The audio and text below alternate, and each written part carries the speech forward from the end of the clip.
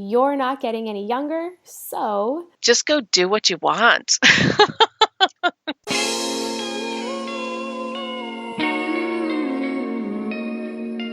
Hey you! Yes, you! Welcome to the You're Not Getting Any Younger podcast, a podcast for people who want to disrupt their lives for a good reason, to make it count. I'm your host, Jen Glantz, and every week I'll drop a new episode with stories from real people just like you, who woke up one morning and decided to make big changes, starting with small things. We'll cover topics like entrepreneurship, love, failure, and self-care. Hey, you're not getting any younger, so let's make this an adventure. Ready?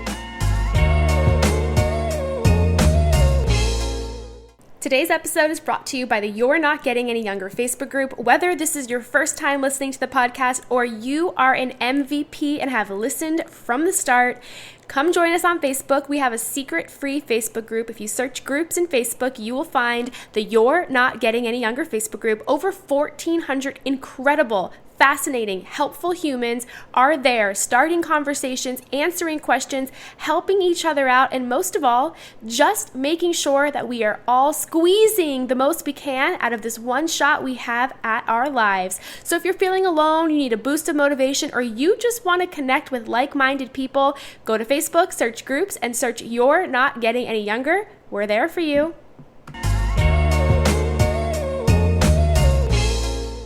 Hey, any youngers, it's me, your host, Jen Glantz. What's up? What's new? What's going on with you? Didn't mean for that to rhyme. Greetings from Australia. I've been here for a couple weeks for a friend's wedding, and it's been so incredible to explore this new place. Honestly, it was the furthest place I've ever flown to in my life, so getting over the anxiety of a 15-hour flight was really difficult, but I found just mentally preparing myself for the hours, keeping myself busy with reading and movies and doing work, and also just trying to relax. I'm not a plane sleeper. I could be on a plane for days and I'd be wide awake. But I found just even putting a sleep mask on and having my neck pillow and just lounging with my eyes closed was a relaxing way to get through the flight. So, greetings from Australia. This week's episode is not a solo episode. We have the most incredible guest dishing out tools and advice to help introverts at work and at social events. And here's the thing, if you're like, you know what, I'm not an introvert, I'm going to end this episode right now. There is so much you can learn from this week's guest about how to just put yourself out there, how to deal with self-care before you have to do a public speaking event or even go to a party, and even better, just about how to make sure you're feeling good before you start speaking to other people. So I'm super excited for you to listen and dive into this episode. We have the fantastic Christine Agro this week. She's a conscious living expert, meditation coach, and international best-selling author. One of the things she does is helps introverts see that everyone who is stepping up isn't necessarily comfortable doing it. We had the most fascinating conversation, and it starts off with us talking about what exactly an introvert is. I've never really figured out how to define myself, whether I'm introverted, extroverted, and one of the things Christine helped me figure out is that there's a third category, which is social anxiety. And I think when you start to listen to this episode, you're really going to be able to pretty much understand where you fall into out of those three categories. And also all of her tips and tools help you no matter who you are and how you define yourself. I am super excited for you to enjoy Christine's episode.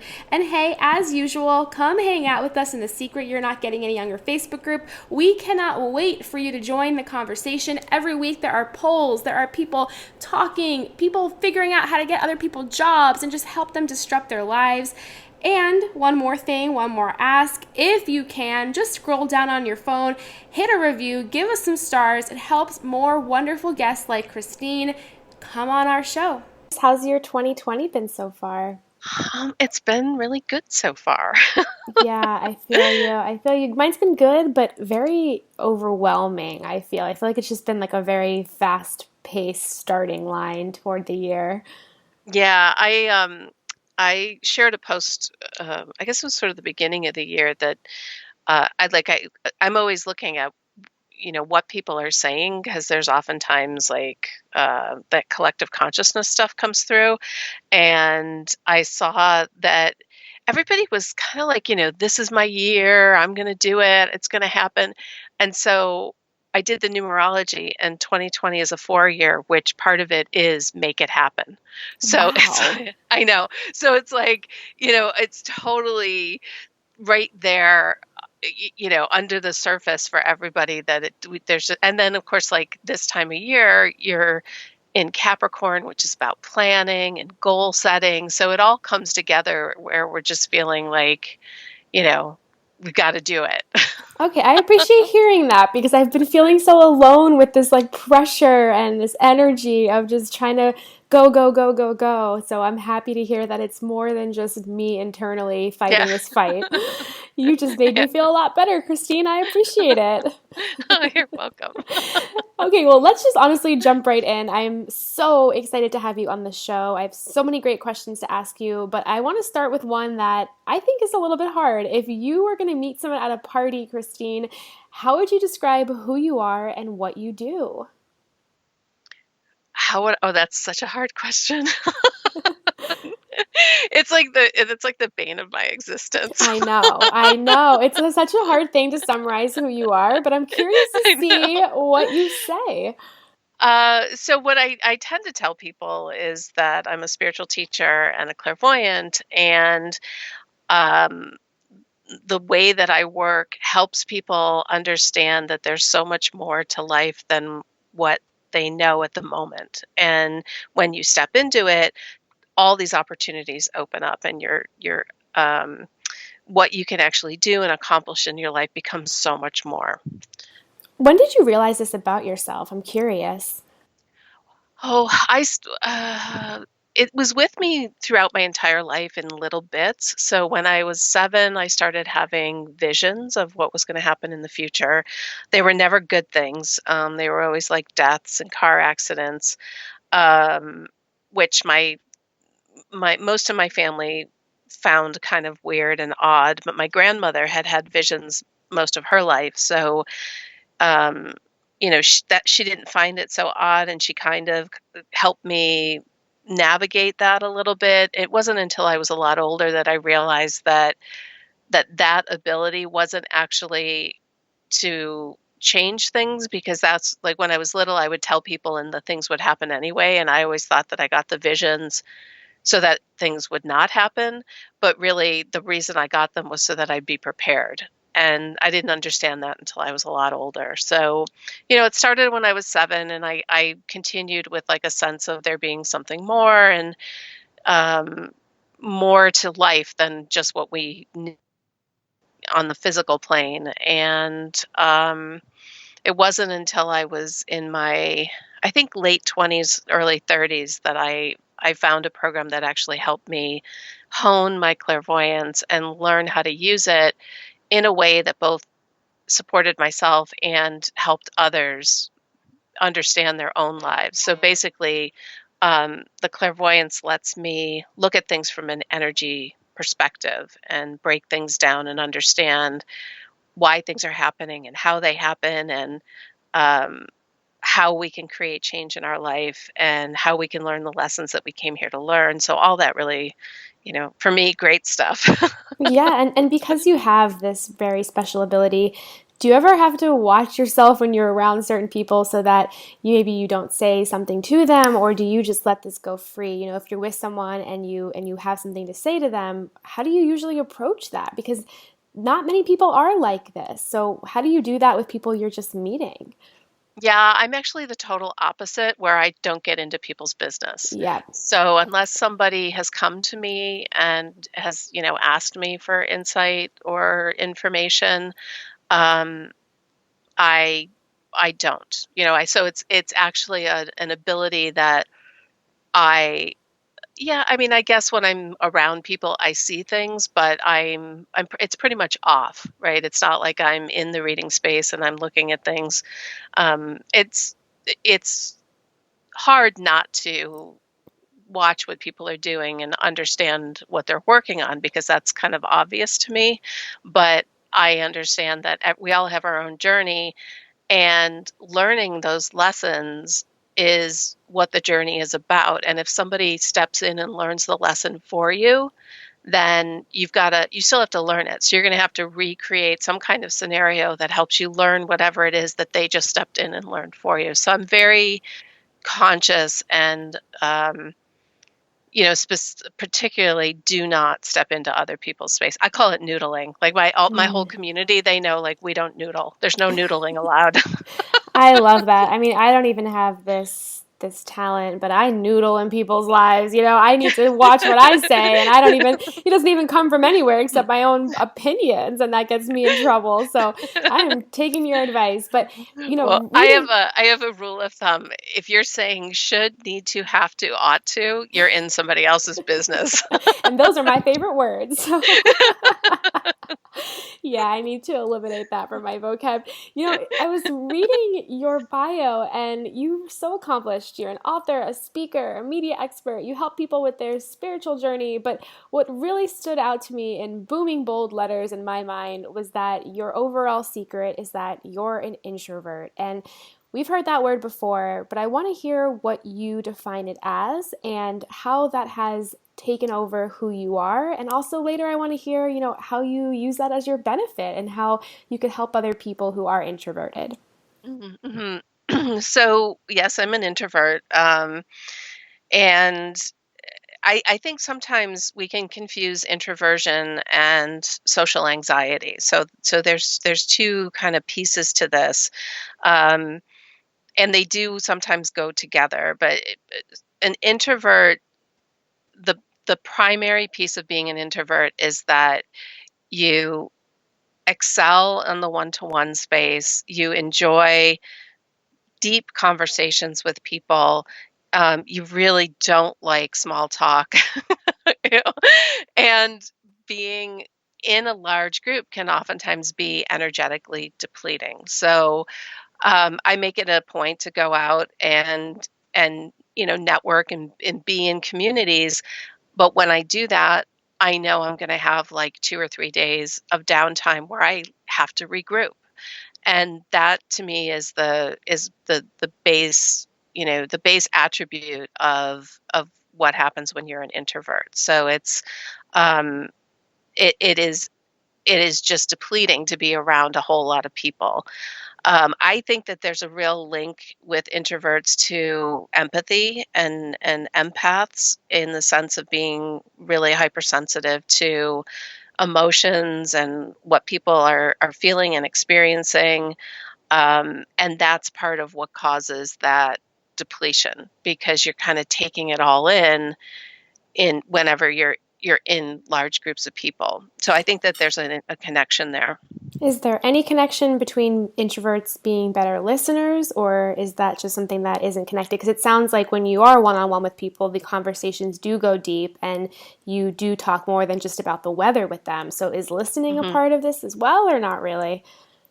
Um, I I think naturally, yes, but I think listening is a skill that people can develop. So I don't think that, being a good listener is solely an attribute of an introvert, because like I said, I think it's a skill that people can develop. Um, but yes, I think introverts are good listeners. And then you mentioned that after you do put yourself in situations like that, you have to regroup for a couple of days. What is that process like? Is that something where you have to build in just some alone time, some meditation? What does the regrouping usually look like? Yeah, I definitely, quieter time at home. Meditation uh, a staple in my diet. It's something that I do every day. That's always there. I will typically take an Epsom salt bath because that helps me to reset. I think, there's something with the water and the salt and just that sort of decharging that really helps. Um, and then Yeah, and then just that space to kind of regroup. I There's a really funny meme out there of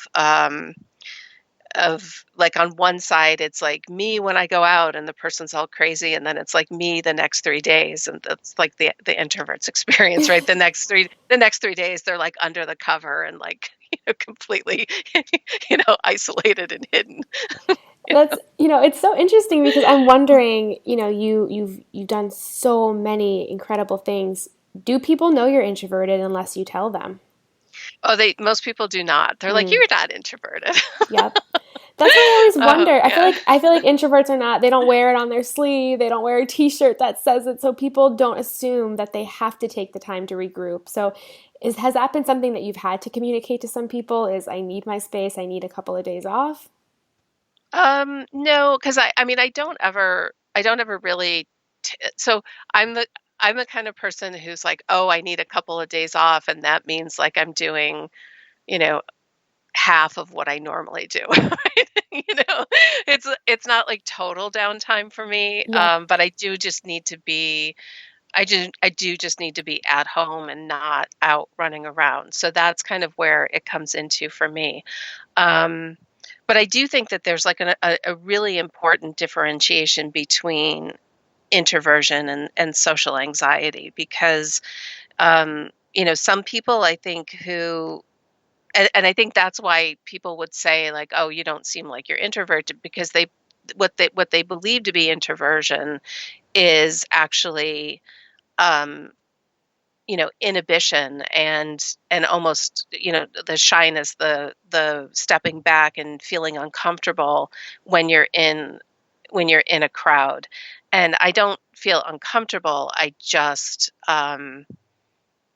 prefer that one-on-one space, but I can be in that crowd. I can speak in front of a large group of people, and actually that's even different. So for introverts, usually if you've got a job to do, you're so much better when you're in a large group. And so if I'm teaching or speaking, that's my job. I've got a job to do, and I'm in a much better space there than if I just go to a party um, and have to kind of mingle.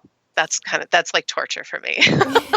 And I'm appreciating you breaking this down because I misuse these words constantly. And the more I'm listening to you say this, the more I think I fall under the social anxiety category because I love the spotlight. I love the stage. I love being the center of attention. But you put me one on one, and I start to have some of that little bit of anxiety. What are we going to say? How's this going to go? So I've always just labeled myself, oh, I can become introverted in situations. But I'm misusing the term, and I think so many people are as well. So, would you say that social anxiety is more you find that you are anxious, or you find that some types of situations and some types of people rattle you up, and it's less introverted? And that's not being introverted. Yeah, I mean that's how I would describe it. I think it definitely, like, people who have a fear of public speaking. That's not that's not typically introverts, right? That's social anxiety. That's a phobia. That's an actual fear, right? Yep. So, and those, the wonderful thing about identifying this is that we can navigate those, right? Whether we work with a therapist, or we work on a spiritual level and work on the deeper pieces of what's going on, we can work on those things that cause us fear or anxiety. There's a way to navigate those, where as far as I know to date, I have not found a way to excuse me, to be able to navigate the introversion or to change it. Like, it just is. Yep. Yeah, and maybe it's good that you also know that. I mean, I think because so many people misuse these words, they put all these labels on themselves. Oh, I'm introverted, I'm socially, I'm anxious, I'm this, I'm this, I'm this. And then they just don't do anything. They can't move because they're so paralyzed by all of these labels when they don't even understand what's going on and that they don't have all of these things and that they are, maybe one of these words. And I think it's good that you don't try to change it, right? Yeah. Yeah. Well, I think for for being an introvert, yes, I think for things that cause us anxiety and stress, if it's what we want to do, then if I'm a public speaker, and I and I'm saying this, I'm not telling a story. I am a public speaker, and when I was very, very young, I had an experience that messed up public speaking for me for most of my beginning of my adulthood life. I would literally hyperventilate when I stood in front of people. Oh my God. Yeah. I would shake so much that you could see me shaking from the back of the room. Like it was it was really scary for me. And it wasn't until I started doing energy work that I started to pick apart where that came from and what it was rooted in, and cleared it so that now, I do and can speak in front of people, which I love to do. It's a calling. So a lot of people are called to do things that they actually have to heal something within themselves before they can do it comfortably. And I loved when I was reading about you, you mentioned that you love sharing and connecting with people, but gearing up is excruciatingly painful. So I loved that adjective. I want to talk about what tips you have for people who are introverted and they are in the process of gearing up. What do you do that you find really works? Yeah, so one of the biggest, I think, I call it the introvert's dilemma, which is I said I wanted to go to this. I know I really wanted to go to it, but now that it's here, I don't want to go. Yeah. And so again, with that piece, I have really challenged myself that if I said I was going to do it and I really wanted to do it, to go and do it. And what I do is I make sure that I don't put too many of those things on my schedule in a month so that I can manage it. But rather than rather than succumbing to the I would much rather stay home with my dogs. That sounds great. I mean, there's where nothing wrong right. with that. Well, exactly. So, I mean, why, right? That's the whole thing with introverts. It's like, why do I need to go out? Like, I could Right. just stay home here with my dogs and my cat. And Anyone who has an animal, I don't know why you ever leave the house. Like there's I know. really no need. There's not. So, yeah. So I think that, that's like one of the biggest things is to really challenge yourself to move beyond that resistance and go do it. I think setting yourself up before you go out, having a plan. I have a plan when I walk into a room if I don't know anybody. I mean, it's just my plan. I walk to the left and I circle around the room. I say hi to people that I don't know. If somebody like looks like they want to stop and have a conversation, I do. But if they don't, I just keep walking, and then I find a seat, and that's what I do. And I'm proud of myself for doing it. Wow. Wait, that's extremely bold. So you'll just walk up to people and then what will you say? Hi, I'm Christine. Nice to meet you. And then just sort of how do you say hello and keep going is my question. Well, yeah, I'll just like make eye contact, smile, say Mm, hello, and if there seems like they're interested in having some kind of conversation, then I'll you just kind of I just kind of know. So then you start to sort of step into a conversation. Um, but I think one of the biggest pieces is being comfortable walking away from the conversation when you know it's done, because otherwise you just kind of stand there awkwardly. yep, I've done that. So do you have a So good yeah, it's, do you have yeah, a good yeah, closing line in those situations? Because I'm just the person that just lingers. So do you have a good like yeah. excuse to get out? I think it's just being really confident in yourself and not even needing an excuse. It's simply just saying, it was really nice to talk to you. Thank you so much. And moving on. Yep. Like just continuing on, and that's what I think social interactions, it's so much about us just being really confident in who we are, and not feeling like we have to um, I think, make it better for people, or feel uncomfortable with doing what it is that we need to do in a social situation. And so yeah, I really advocate sort of the bold, you know, nice to talk to you. Maybe I'll see you in a few minutes and continue along. I love this. I want to follow you around at a party because my social anxiety makes me talk someone's ear off and they're like, wait, what? Who are you? So I think, I mean, look, it sounds like you stay in control. Like that's what you're doing, right? You are controlling the conversation and you're also controlling what's happening to you in these situations too, right? Yeah, I mean, I wouldn't say so much like controlling the situation, but just, if the conversation dies, you don't have to stand there. Yeah. You don't have to stand there and just be in in the emptiness of it, right? And that's a place where you do take control, right? And you acknowledge it and you move on. Um, and even if moving on just means you continue walking around the room until you've made your circle and you sit down. And if there's animals in the room, I'll definitely make the circle and then go to the animals. Yeah, that's the difference between you and I. I skip the people, I go straight to the animals. Right. We do have a question for you from somebody in the You're Not Getting Any Younger secret Facebook group. They said, Christine, I identify as an introvert and I've had some negative experiences in the past just putting myself out there and feeling very overwhelmed, so I don't even try anymore as much as I should. What advice do you have for me to get over the past and step into the future? Mm.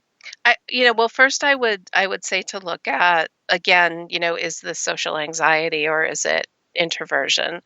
And if you can identify that it's actually um, a level of fear of something, then it's to really, for me, the way I would do it is to break it down. What is the fear? Where did it start? What's underneath it? And when you identify those things, to release them, because that's where the healing comes from. Oftentimes, as humans, what we do is we see the information and then we don't clear it out. We just go, oh, that's interesting, and then we continue to carry it around.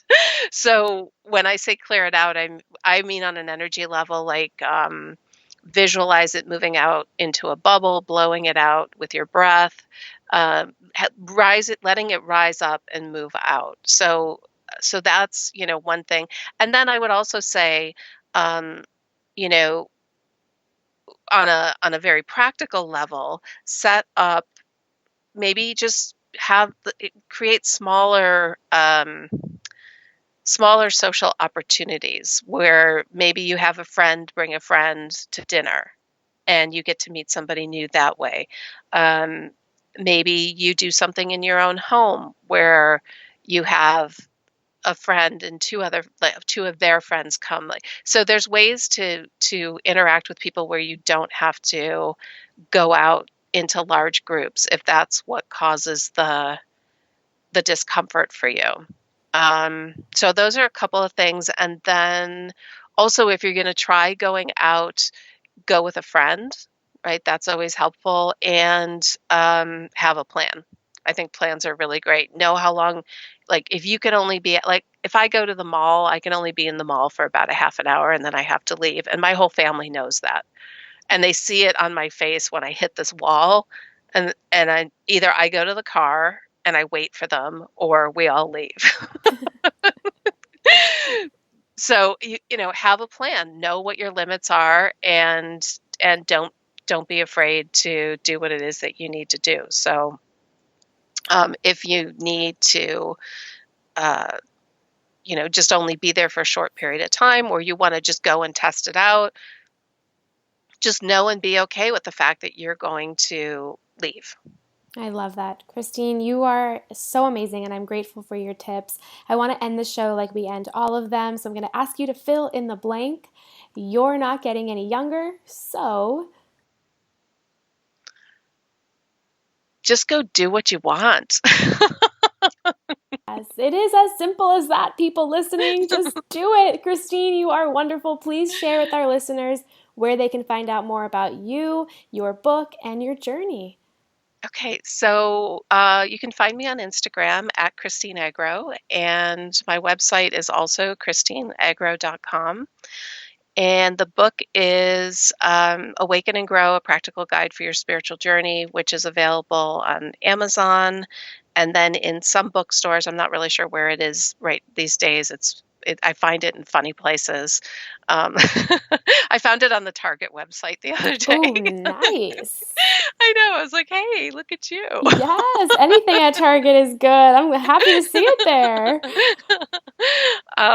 Yeah, so those are I think those. Oh, and I have an app. I have an app called the Awaken and Grow Flow app, which is free, and you can get it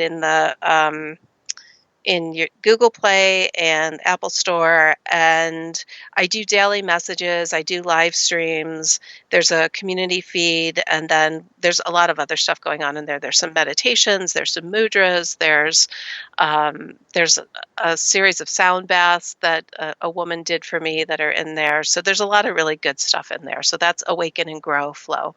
Oh my God, that's amazing. And we will link to all of this on our website, anyyounger.com. Christine, thank you so much again. I really appreciate you coming on the show today. Thank you so much. Hey, you. Thank you for listening to the You're Not Getting Any Younger podcast. There are hundreds of thousands of pods out there, so thank you for listening to this one. You can find the show notes for this week's episode up on our website, anyyounger.com. Subscribe, rate, and review the You're Not Getting Any Younger podcast on iTunes so that other ears around the world can listen too. Oh, and join our secret You're Not Getting Any Younger Facebook group, where over 1,000 people are talking about how to disrupt their lives, for good reason, to make it count. Until next week, all my love, Jen Glantz.